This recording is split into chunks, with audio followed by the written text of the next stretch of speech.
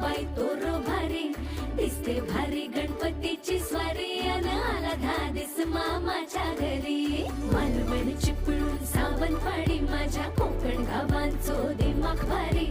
दिसते भारी गणपतीची स्वारी माझ्या कोकणा वाटे तुम्ही वलवा गाडी धमा धमान हाका गाडी माझ्या कोकणचो रस्तो ना